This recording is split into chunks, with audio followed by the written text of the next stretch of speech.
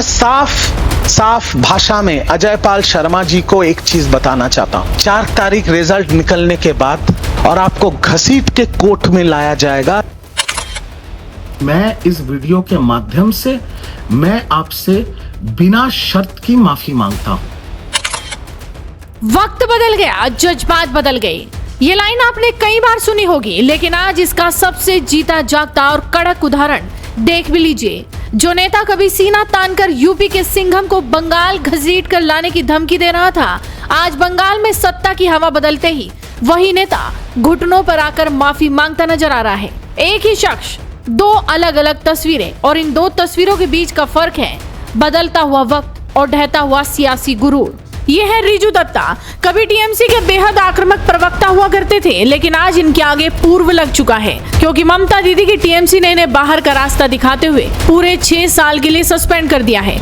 और पार्टी से बाहर होते ही रिजू दत्ता के सुर पूरी तरह बदल चुके हैं। आखिर क्या है ये पूरा माजरा? क्यों यूपी के सिंघम से पंगा लेकर फंस गए रिजू दत्ता? चलिए आपको पूरी कहानी सिलसिलेवार समझाते हैं। बात पश्चिम बंगाल विधानसभा चुनाव के वक्त की है। दक्षिण 24 परगना की फाल्टा विधानसभा सीट पर भयंकर तनाव का माहौल था। शांति व्यवस्था बहाल करने के लिए चुनाव आयोग ने यहां यूपी कैडर के जाबाज आईपीएस अधिकारी अजय पाल शर्मा को पुलिस ऑब्जर्वर नियुक्त किया। अजय पाल शर्मा यानी वो अफसर जो अपराधियों के लिए काल माने जाते हैं। उन्होंने फाल्टा पहुंचते ही टीएमसी उम्मीदवार जहांगीर खान के घर पर दबिश दी और 2 टूक चेतावनी दे डाली कि अगर हिंसा या गड़बड़ी की तो अंजाम बहुत बुरा होगा।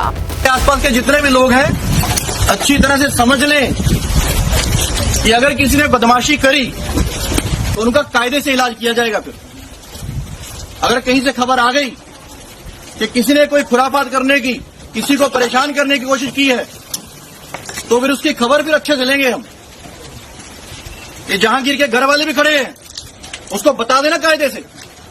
ये बार बार जो खबरें आ रही हैं कि उसके लोग धमका रहे हैं, तो फिर अच्छे से खबर लेंगे, फिर बाद में रोना पछताना मत। यूपी के सिंघम अफसर की यह सख्ती टीएमसी के नेताओं को पची नहीं। उस वक्त टीएमसी के प्रवक्ता रहे रिजू दत्ता ने कैमरे के सामने आकर बिना नाम लिए आईपीएस अजय पाल शर्मा को खुलेआम धमकी दे डाली। जरा सुनिए उनके वो तीखे बोल। पर मैं साफ भाषा में अजय पाल शर्मा जी को एक चीज बताना चाहता हूं।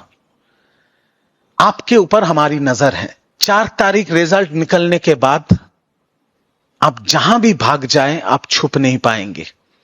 आपको ऐसा लगता होगा कि हम एक दूसरे राज्य से आए हैं, वहां पर हम चले जाएंगे और मेरा बीजेपी का मालिक मुझे बचा लेगा। मैं आपको सीधी तौर पे यह कहना चाहता हूं कि आपके खिलाफ एफआईआर होगा, आपके खिलाफ चार्जशीट होगा और आपको घसीट के कोर्ट में लाया जाएगा। लेकिन राजनीति का चक्र घूमता है, और जब घूमता है तो बड़े बड़े सूरमाओं का गुरूर मिट्टी में मिल जाता है। बंगाल में सत्ता परिवर्तन हुआ, शुभेंदु अधिकारी के नेतृत्व में बीजेपी की सरकार आ गई और सरकार बदलते ही रिजू दत्ता के पैरों तले जमीन खिसक गई। बचाव का कोई रास्ता न देख रिजू दत्ता ने सबसे पहले शुभेंदु अधिकारी को जीत की बधाई दे दी। बस फिर क्या था, इस बधाई से ममता दीदी का पारा ऐसा चढ़ा कि उन्होंने रिजू दत्ता को पार्टी से ही चलता कर दिया। अब ना पार्टी बची ना सत्ता का रसूख। नतीजा, रिजू दत्ता कैमरे के सामने आकर आईपीएस अजय पाल शर्मा से हाथ जोड़कर माफी मांग रहे हैं। वो एक पार्टी के प्रवक्ता के तौर पे पार्टी के हेडक्वार्टर में बैठ के पार्टी का लाइन पकड़ के मैंने कहा था, कोई ये व्यक्तिगत टिप्पणी नहीं थी, ना ही मेरे साथ आपका कोई व्यक्तिगत विवाद है। और मैं उस शब्दों के लिए, जो शब्द मेरे मुंह से निकला था, भले ही मैं पार्टी का प्रवक्ता हूं, उस शब्दों का व्यवहार करने के लिए और वो शब्द आपके खिलाफ यूज करने के लिए मैं इस वीडियो के माध्यम से मैं आपसे बिना शर्त की माफी मांगता हूं, क्योंकि मैं इस मैटर को आगे खींचना नहीं चाहता। मैं आपसे बिना शर्त की माफी मांगता हूं और मैं ये विश्वास रखता हूं कि आईपीएस श्री अजय पाल शर्मा से शुरू करके पूरे देश में मेरे उस बात को लेके लोगों में जो गुस्सा है, आज के बाद शायद वो गुस्सा खत्म हो जाएगा और ये मुद्दा हमेशा के लिए खत्म हो जाएगा। अब रिजू दत्ता सफाई दे रहे हैं कि मैंने जो कुछ भी कहा था वो मेरा निजी बयान नहीं था, बल्कि पार्टी की तरफ से दिया गया बयान था। मेरी अजय पाल शर्मा जी से कोई व्यक्तिगत दुश्मनी नहीं है। इतना ही नहीं, सस्पेंड होने के बाद अब वो टीएमसी पर भी जमकर अपनी भड़ास निकाल रहे हैं। ये जो वोट हुआ है, ये बंगाल की जनता ने तृणमूल के विरोध में वोट दिया है। आईपैक पिछले 6 महीने ये पार्टी को आईपैक चला रहा है। बच्चे बच्चे लड़के दूसरे दूसरे राज्य के वो सांसदों को, विधायकों को, हम लोगों को सिखा रहे हैं कि क्या करना है, क्या बोलना है। दीदी और अभिषेक जी को इसका जिम्मेदारी लेना पड़ेगा कि कैसे आप दोनों के रहते हुए एक बाहर की संस्था पूरा एक पार्टी को कैप्चर कर लिया। आज दीदी के नाम पे सुप्रीम कोर्ट पे ईडी का केस चल रहा है। केस का कुछ इधर उधर हो गया तो दीदी को जेल भी हो सकता है। जब दूसरे फेज का वोट खत्म हुआ, अगले दिन सुबह आईपैक के डायरेक्टर विनेश चंडेल को बेल मिल गया।